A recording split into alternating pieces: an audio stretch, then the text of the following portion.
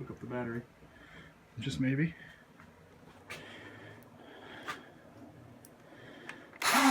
Yeah. All right. Ready? I think so. All right, here we go. Say when. Go.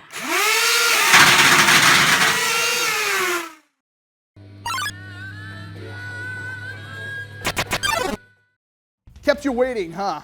It's been a little while since we've had a video, and I do apologize for that. For those of you who have been with the channel for quite some time, you'll know when Walcom tends to get a little quiet, things get a little crazy. Allow me to demonstrate.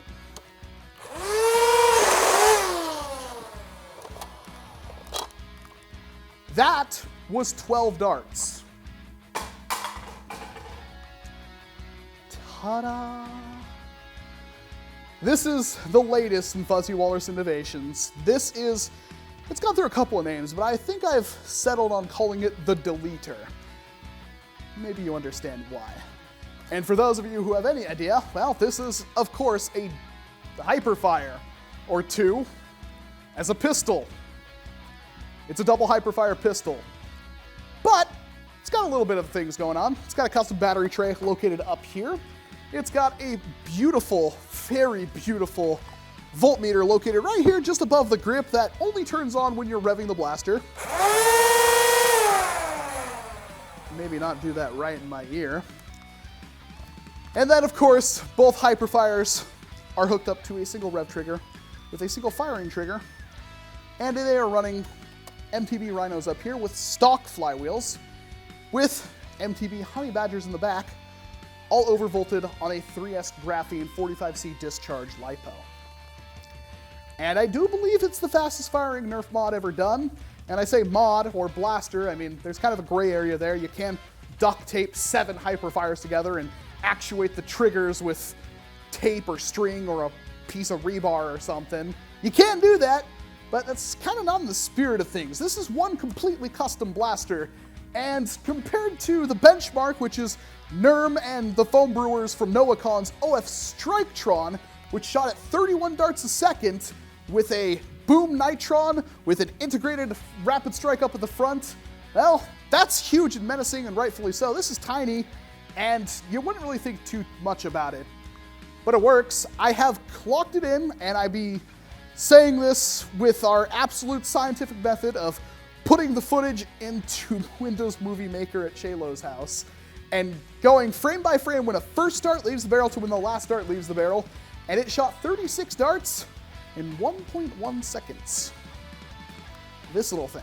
And maybe you got an idea of how hard it was firing at that. That's a lot. This does not have any kind of fire control. It is not meant for burst fire. It is not meant for marksmanship. It is an Uzi, an auto pistol, a shotgun, maybe? It's 2 Hyperfires that have been turned up to their absolute limit. Really, the only thing I think can be done at this point is changing out the flywheels for like worker or the like, I don't know, artifact flywheels. You could definitely do that, but at the same time, it's not meant to do anything more than it does right now, and the distance and stuff is already pretty insane. It's been a fun project, and I mean that by it's literally taken over a month, and I had to tap out. I could not finish this thing because it had put me through the ringer. The original idea for this thing came when I was playing Titanfall 2, and I saw the alternator, which is a little tiny SMG. It's a bullpup, double barrel, and it's amazingly fun to use. And I loved it. It's like, that's my favorite gun I've ever seen. I love the little tiny guns in games for whatever reason. I usually run with a pistol, but the alternator just kind of sung to me. And I was trying to think of how to make that in like a Nerf-like setting, and I couldn't figure it out. There's really not too many.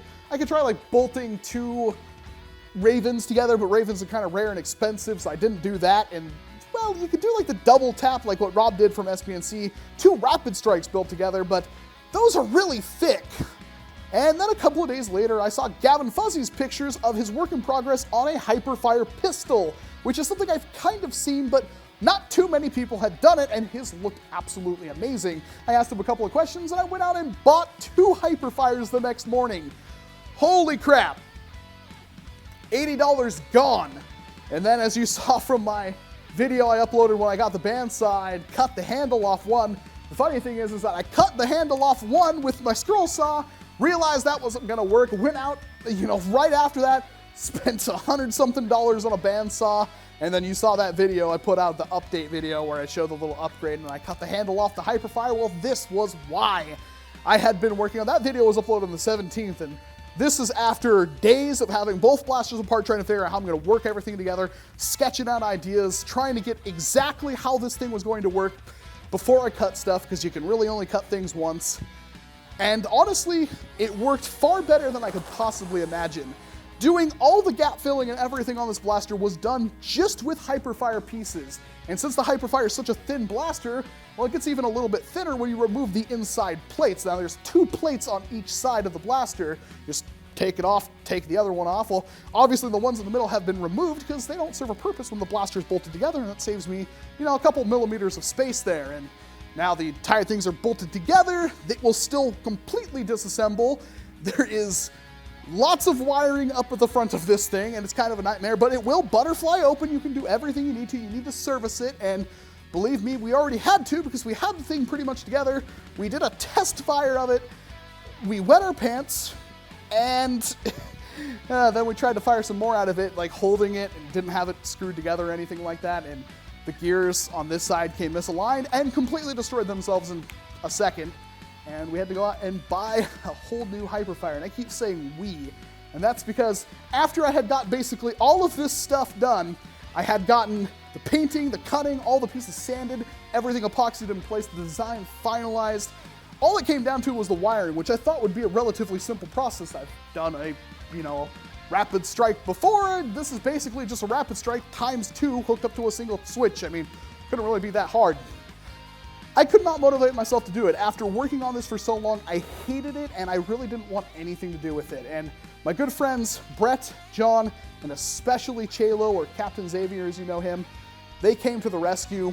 Brett, well, he's emotional support. John, he came up with a good idea of adding this Stampede rail right here, which came from Brett's Stampede that he found at a Goodwill literally hours before. And Chelo, well, first, wasn't too much. He just kind of designed the bezel for this very, very nice voltmeter that he gave me.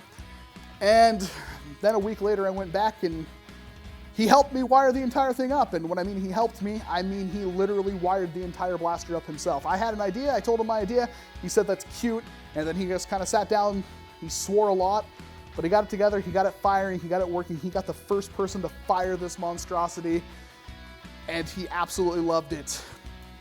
Captain Xavier, you are literally my hero. This blaster would not exist without you. And if you don't know who that is, check out the description below or the card up here. You can go right to his channel. He does commissions. I don't think he's gonna want to tackle another one of these because I kid you not, he spent 7 hours wiring this thing up. That doesn't count the dozens and dozens and dozens of hours it took to not only get this design, because you don't just cut handles off and epoxy them together and have it work. You had to design this. There was a lot of thinking that went into doing what this is, and everything on here, sans the whole rail up here, which is from a Stampede, was all thought of and put into application. And it worked. It works well. This is the coolest blaster I have done. It is the culmination of everything I have learned. Paint job still sucks. I do what I can. I really, really need to try to find the funds to just do hydro dipping, because that seems a heck of a lot easier, because you don't really have to think too hard. I mean, could you imagine just hydro dipping the plates and bam, it's done, woo! Instead, you spend hours and hours and hours sanding, get everything perfect, removing logos, and then you have to try to paint it, you have to spend hours taping things off, and it just sucks. I hate the taping part, that's the worst thing. If I could avoid painting blasters in the future, I probably will. Even though this is like 6 different pieces, there's different colors here. There could be more. It's like I would like to get more detail in there, but I'm only human. I can only do so much. And this was a bit beyond my abilities, hence Chelo having to help me out quite a bit. Everything still works exactly the same. These both work just fine. And then the single mag release works exceptionally well. It is a single button, you press it forward, it actuates both mag releases. There was still a lot of heartbreak that went into this build. Practicality-wise, It's really good with 6-round mags because you pull the trigger once and it dumps 12 darts. Use anything higher than that, you get a lot more darts. I mean, realistically, if there's a horde of zombies and you see all of them, well, it's basically a secondary. It is not meant to be a primary. It does not have a stock attachment point. It does not have a foregrip, although it kind of needs one. It's 3 pounds and it's very heavy in the front. It doesn't have any of that stuff. There's no fire control, there's no selector switch, there's none of that extra garbage. It is meant to dump a magazine as fast as possible while being as compact as possible. In fact, I would cut these barrels off at the front if it wasn't for the fact that I really, really need these screw posts up at the front of this thing to hold this blaster together. There are screws that bound both shells together in the middle, but still, too much work, too much blood, sweat, and tears went into this thing. And it's, honestly, I'm biased because I built it, but even Chelo said it was the craziest thing ever, and he's proud to have his name associated with this blaster. And I could not have asked for a better man to help me get this thing done. It is an absolute terror. You never want to be on the receiving end of it. The only upgrades I could ever think of doing in the future is like the worker flywheels or the artifact ones, but the way this thing is going, that's 4 motors spinning up with the one press of that trigger, and then of course there's the shooting bits, the wheels, and the thought process behind that was Hyperfire pistol. Hyperfire is the fastest firing stock blaster, so you overvolt it, and you tend to get these things we call whirly birds when darts kind of come out sideways and just kind of flutter to the ground. They don't go in the direction you want them to. And Gavin Fuzzy had that problem. In fact, he told me you need to use half-inch PET G in order to keep that from happening. I didn't do that, and it works fine. I don't know what it was. Mine just happened to magically work. Maybe it's because it's like the newer version of the Hyperfire that came with the double darts. Maybe, I don't quite know. But it works so well, really, there's not much more I could say. It's like, it just dumps darts as fast as possible. Is it the fastest firing Nerf gun in the world? Well, at this point, I'm gonna say yeah, because the benchmark was Nerf and foam brewers, and this beats that by a little bit. It's definitely the fastest firing, smallest compact blaster. I doubt we'll see anything past this up.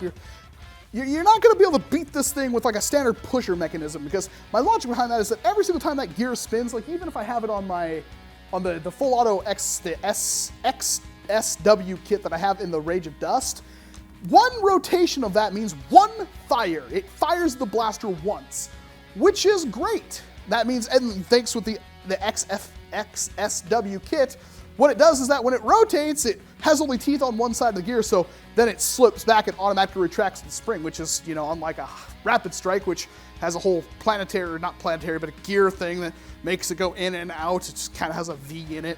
It's weird. The point is that this thing, with one rotation of that gear, rotates this belt, which has 2 teeth on it, which means one rotation equals 2 darts being fired. It's far more efficient, and this entire blaster was just built from the ground up to dump darts as fast as possible. I really hope you enjoyed this. If you want to see more on it, I could probably do more videos in the future on it. I humbly request that you hit that like button. If you aren't subscribed, please hit that subscribe button, because I'm nowhere near. I've found some crazy cool stuff in the last couple of weeks that I can't wait to show you guys. I can't wait to mod. Stuff I didn't even know existed. That's the best kind of stuff. And really, if you can, share the video. It's not just a number that goes up the channel. It really, really helps me, because this was a hard video to do. It was a hard blaster to build, and I do hope you've enjoyed it. Again, special thanks to Chelo, or Captain Xavier, for helping me with this project, and all the people who stuck by me in the last week with all the garbage that's been going around. The people who really supported Fuzzy Walrus Industries. I can't thank you enough. I'm Walcom S7.